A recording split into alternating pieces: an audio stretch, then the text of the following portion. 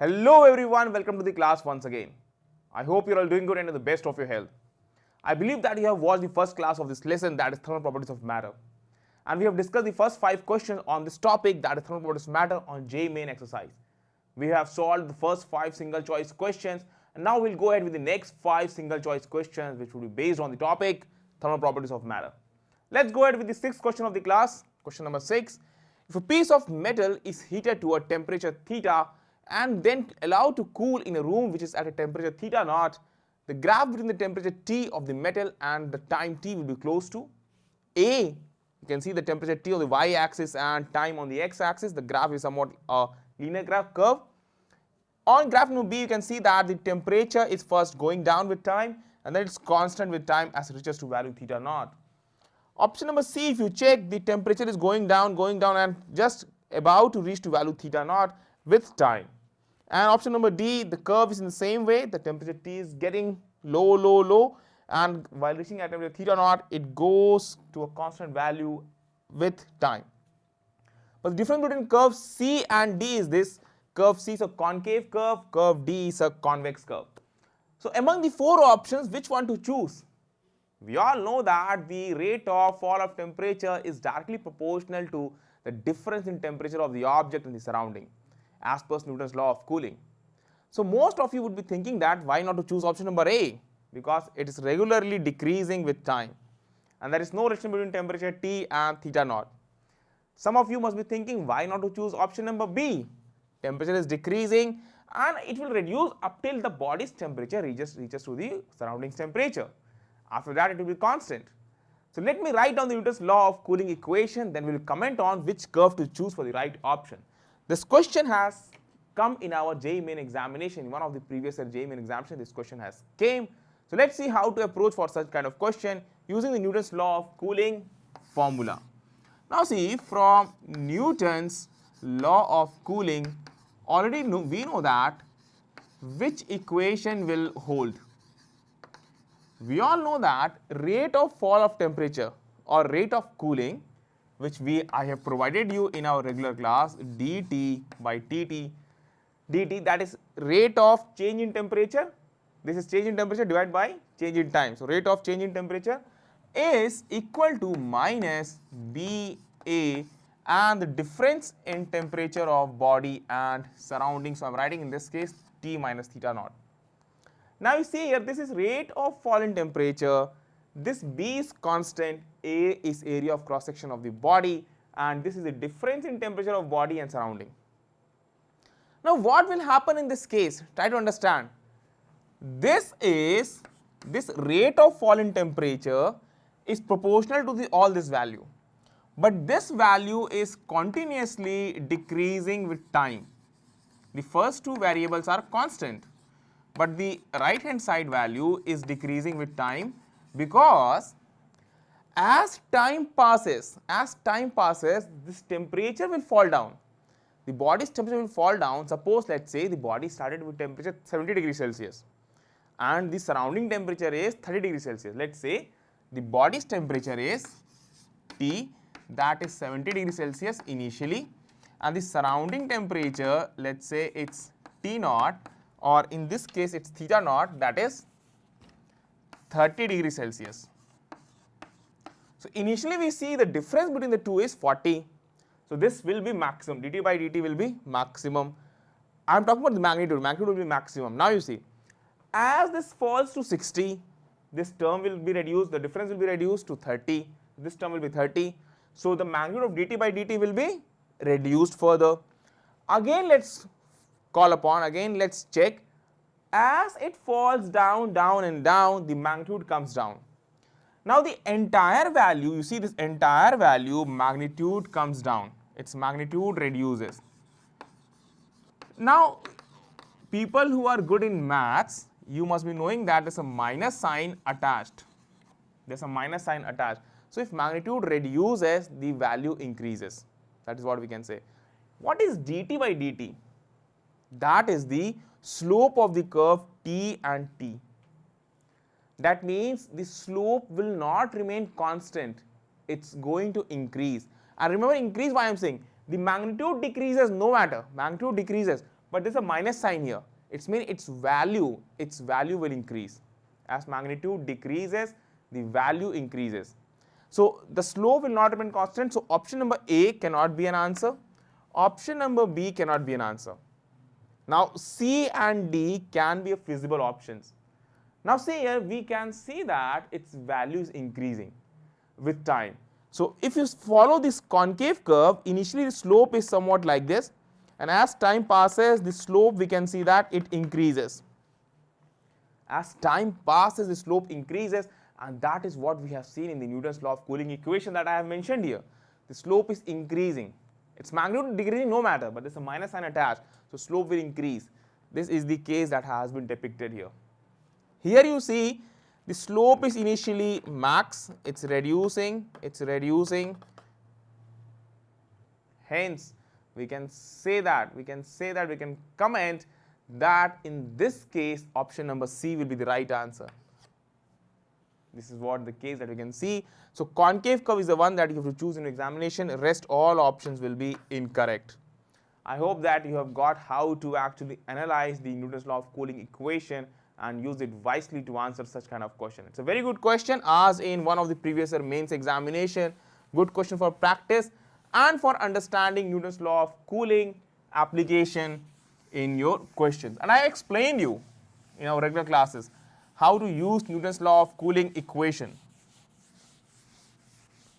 Let's go ahead with the next question of the class. Question number 7. Steam at 100 degrees Celsius is passed into 1.1 kg of water contained in a calorimeter of water equivalent 0.02 kg at 15 degrees Celsius till the temperature of the calorimeter and its content rises to 80 degrees Celsius. The mass of the steam condensed in kg is. You need to find out how much steam is condensed. Let me tell you, in your examination, if the values, some values are not given with the question, some values will be given at the start of the paper. Here the latent heat of vaporization of steam that you have to use will be 540 into 10 to power 3 kilocalorie per kg. This is, you have to use the value of latent heat of vaporization, and let's see whether we have to use it or not. Now it says that steam at 100 degrees Celsius is passed into 1.1 kg of water. So initial temperature of steam is 100 degrees Celsius. Initial volume, the mass of water is 1.1 kg of water. Now it's contained in a calorimeter of water equivalent 0.02 kg. At 15 degrees Celsius till the temperature of the calorimeter and contents rises to 80 degrees Celsius. So let's see how much heat will be required for the water and calorimeter to raise its temperature from 15 to 80 degrees Celsius. So let's see here, heat required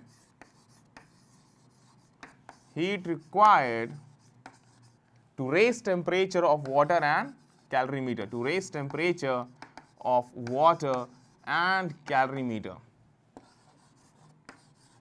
First of all, let's do this part.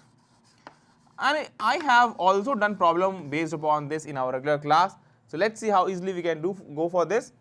Delta Q is equal to mass of water 1.1 kg, and let me use directly the values, 1.1 kg plus 0.02 kg of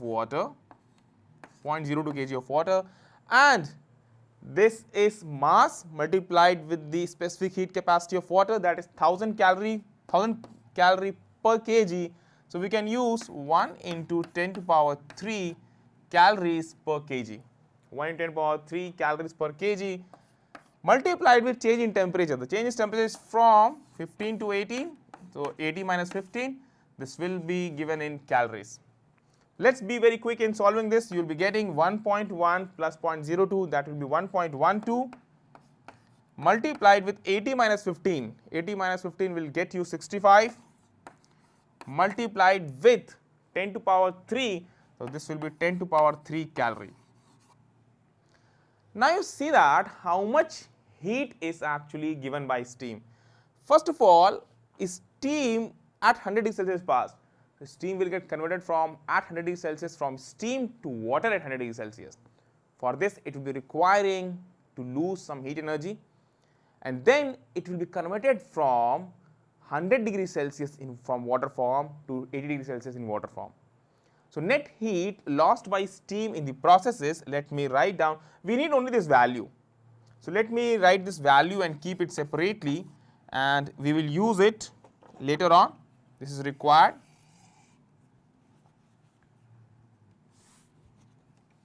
So just let me write this, and we will use it later on, and let me rub this.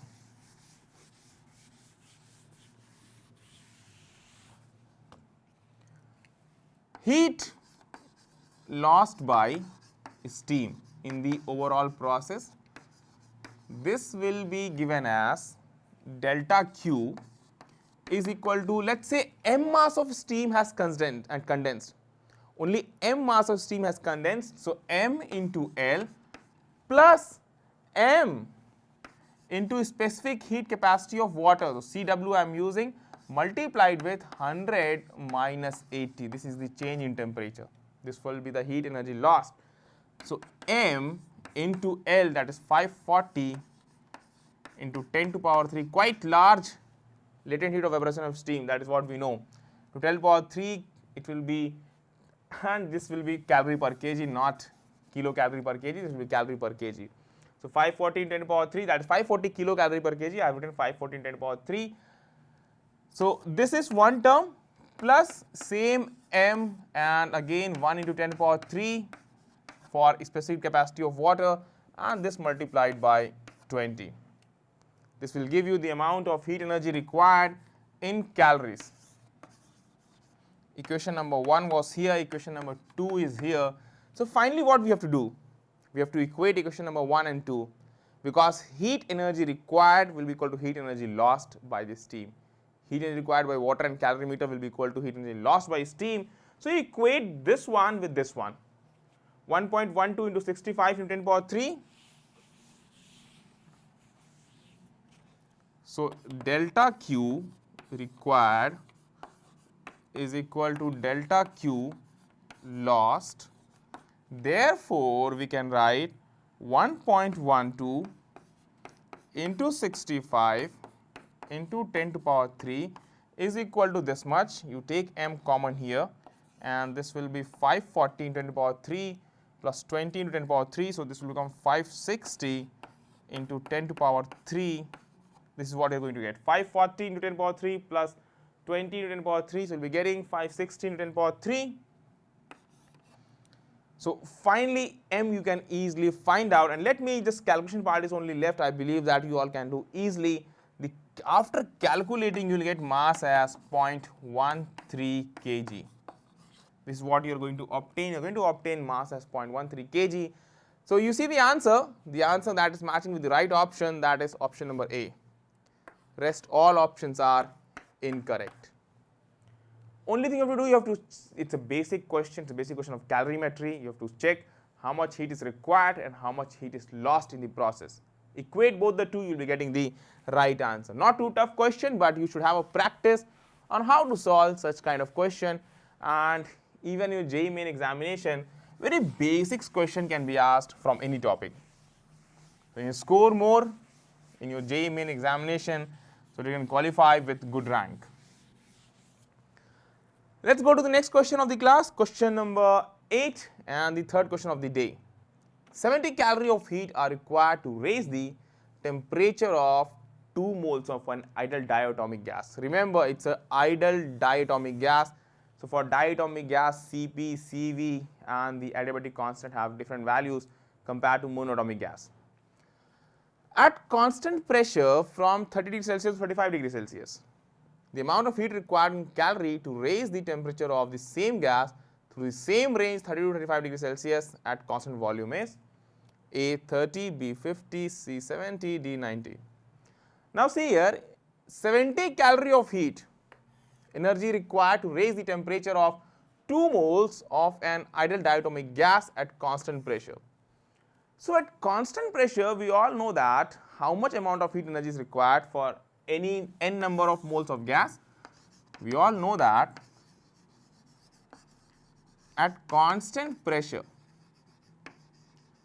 heat energy required delta Q is equal to N Cp delta T. We all know this. What is N?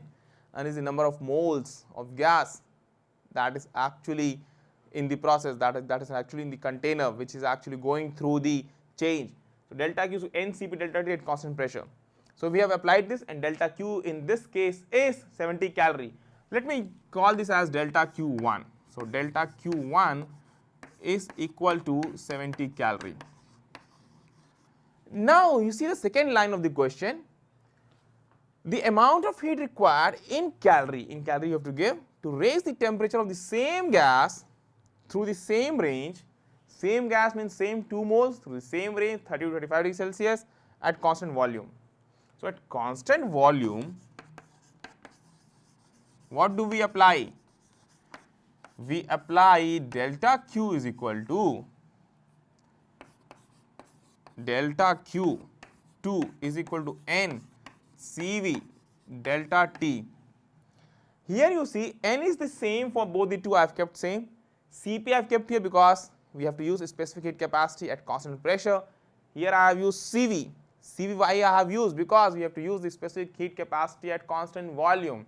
This is what we have learned in our regular classes.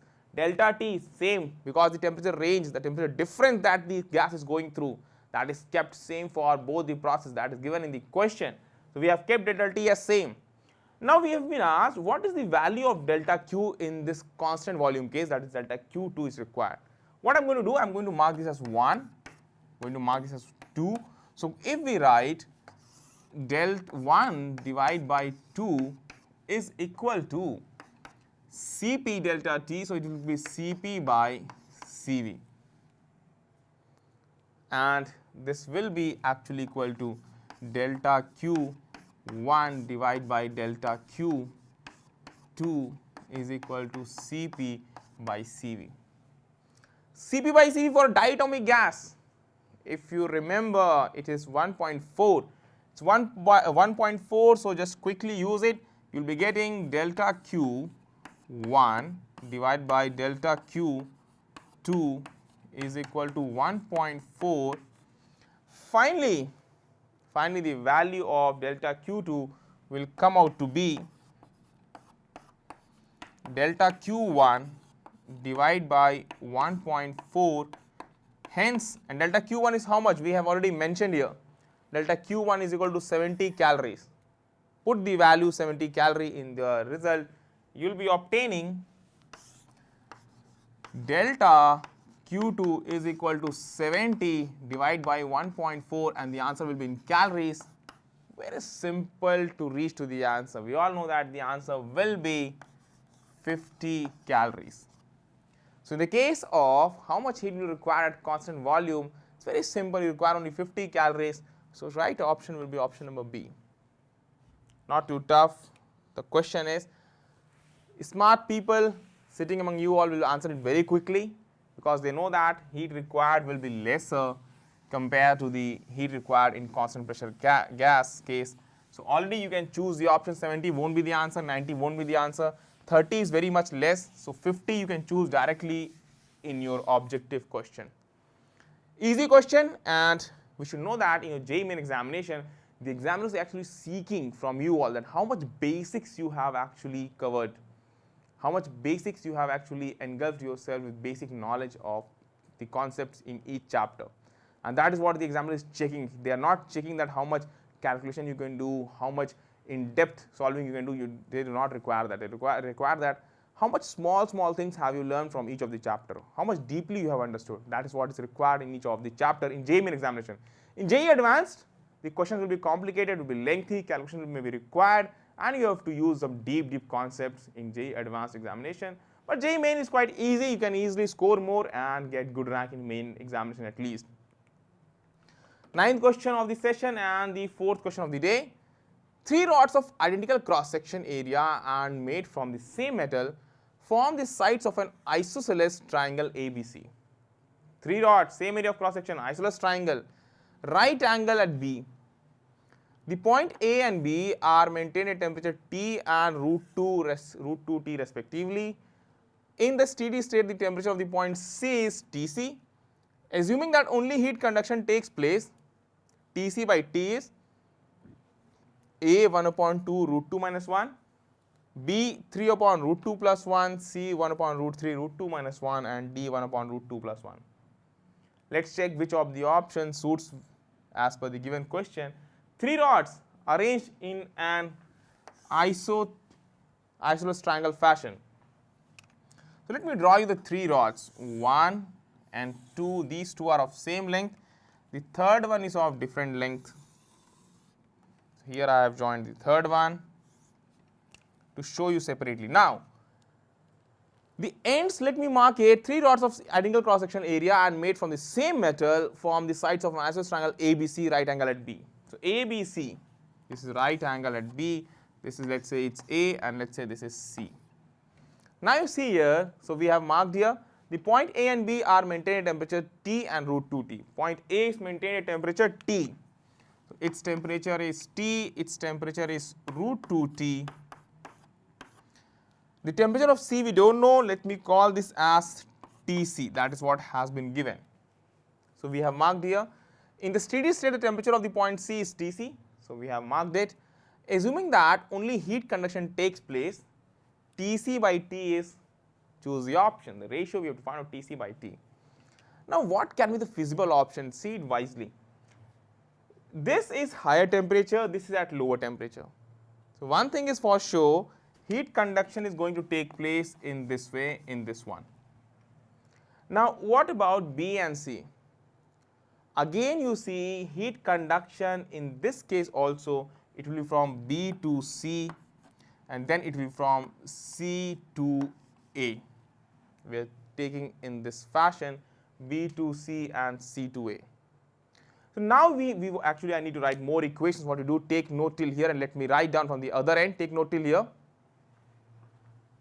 Okay, now what you do, you see this Tc and the temperature at A, all three are conducting rods.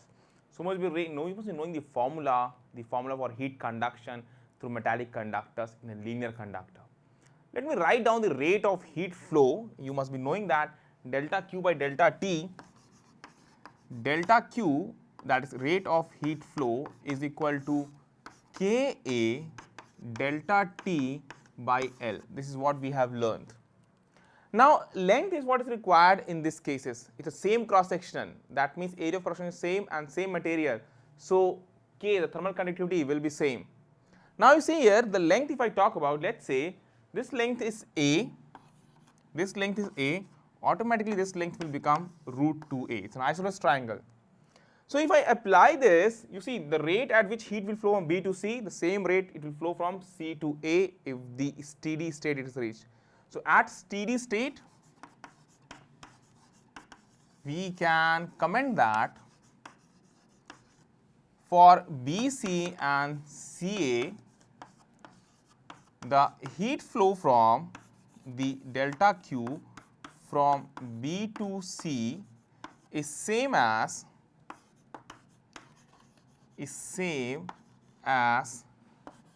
delta Q from C to A. So let's go ahead and let's actually work out with the relevant equations for B to C. Now what I'm going to do, I'm going to write delta Q by delta T for B to C, BC is equal to delta Q by delta T for C to A.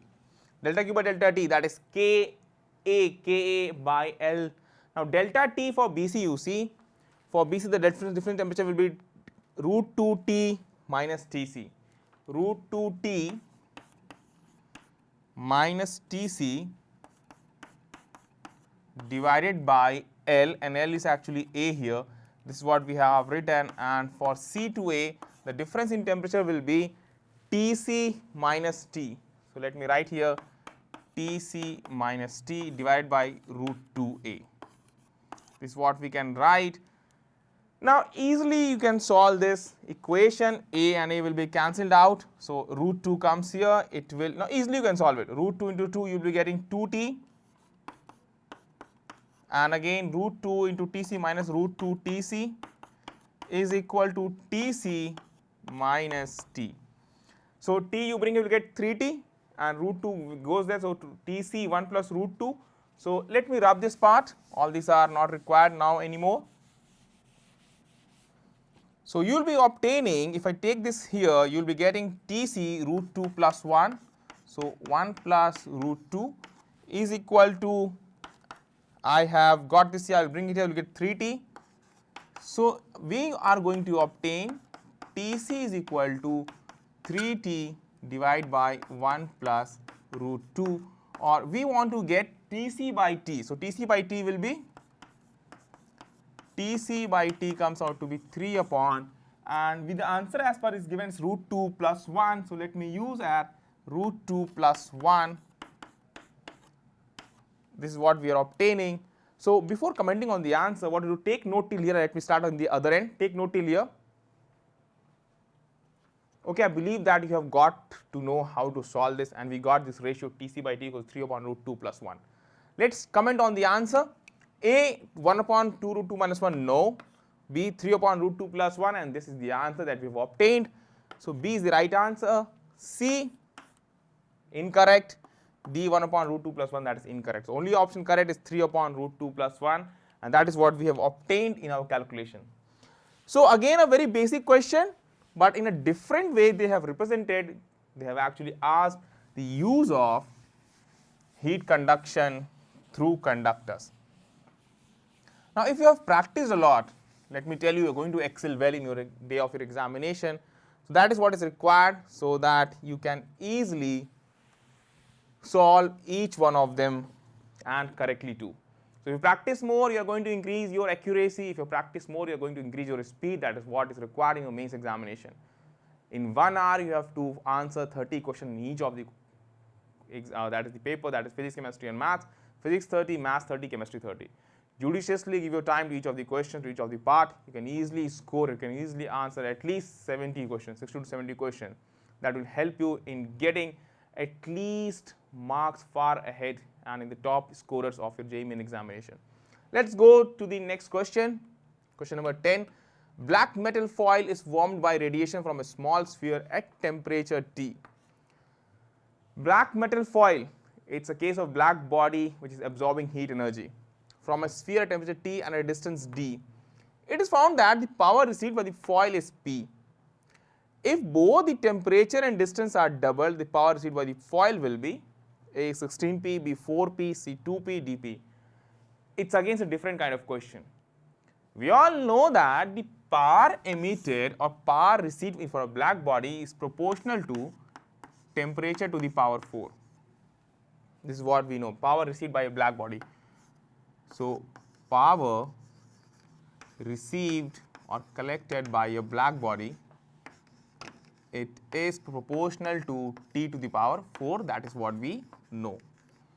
Now if you see a sphere that is actually radiating heat energy, see here, it's warmed by radiation from a small sphere at temperature T.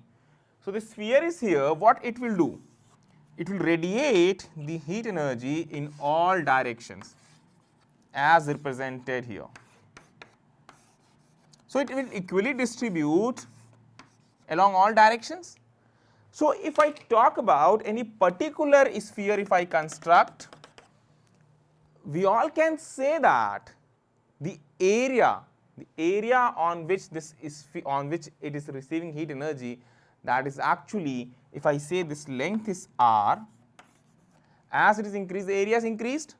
So we can say that the power radiated will be inversely proportional to r square, because the area is actually proportional to r square. 4 pi r square is the entire area.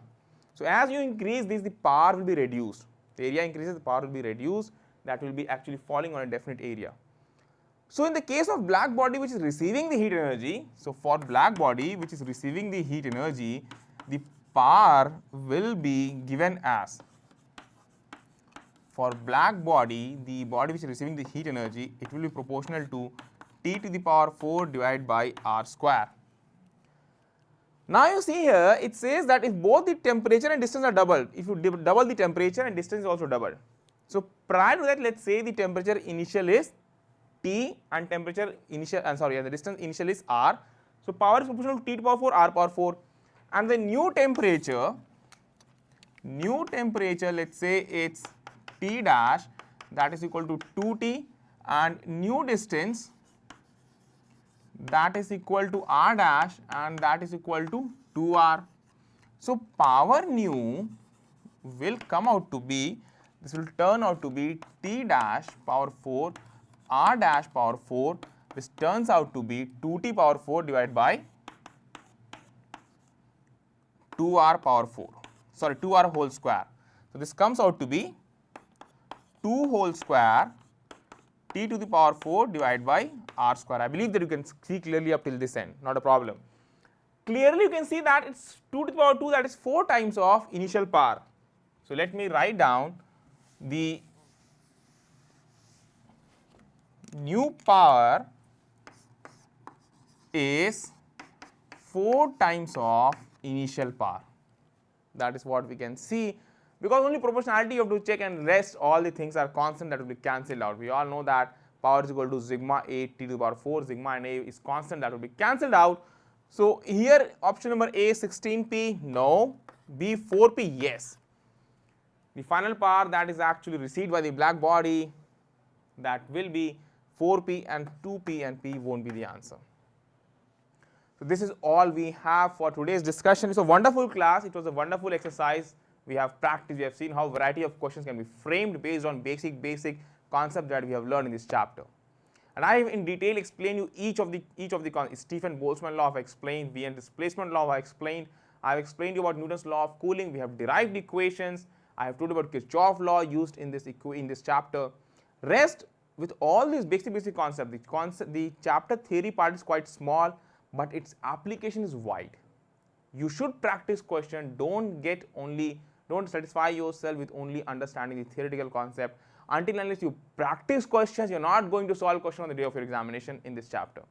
Do practice questions from this chapter. That will be of great help to you all. I wish you all the very best, and do see all this exercise, practice more examples, more unsolved problems. That would be of great help to you all. Till that time, I wish you all the very best, and thank you everyone.